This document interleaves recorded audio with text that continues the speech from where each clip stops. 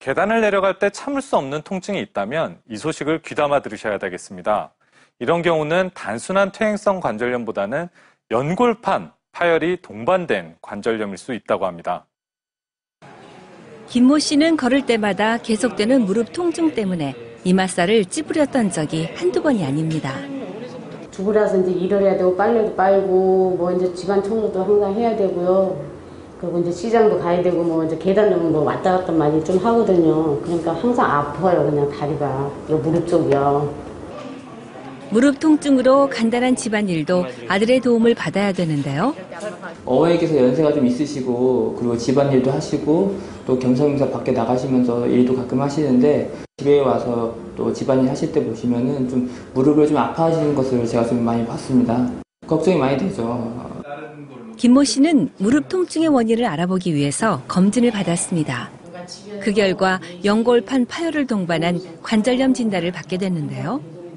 무릎 기능이 약해졌기 때문에 조금 많이 걸을 때, 계단을 오르내릴 때, 그리고 경사진 곳을 왔다 갔다 할 때 어쩔 수 없이 무릎에 스트레스가 많아지게 되고 평지를 걷기만 해도 무릎 뒤가 당기고 좀 붓게 되고 많이 찢어지면 결국 갑자기 무릎에 열이 나면서 확 붓습니다.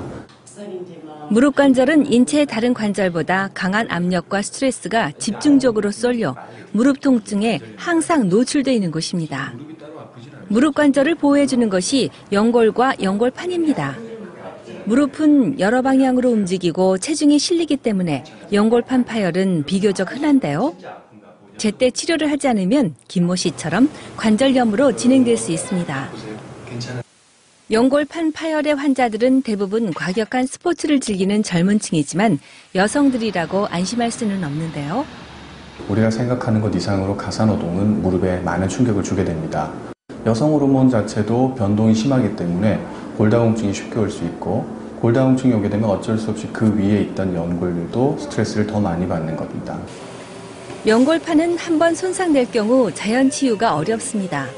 또한 치료가 늦어질수록 손상 정도가 더 심해질 수 있기 때문에 빠른 치료가 중요합니다. 한 1주 내지 2주 정도 휴식을 하면서 약물 치료나 물리치료 이런 치료를 한번 해보고 이런 치료에도 반응을 하지 않는 경우라면 경우에 따라서는 MRI 등의 정밀 검사가 필요한 경우도 있습니다. 심하지 않은 경우라면 간단하게 부분 절제술을 하는 경우도 있고 또 경우에 따라서는 봉합을 하는 경우도 있습니다. 연골 파열을 예방하기 위해선 평소 스트레칭을 생활하는데요. 발목은 당기고 허벅지는 쭉 편 상태에서 다리를 올리는데 한 번에 15회씩 합니다. 올 추석에 음식을 준비할 때는 의자에 앉아서 하는 것이 좋은데요. 만약 바닥에 앉아서 할 수밖에 없다면 폭신한 방석을 깔고 앉아서 일하는 것이 관절이나 척추 건강에는 좋습니다.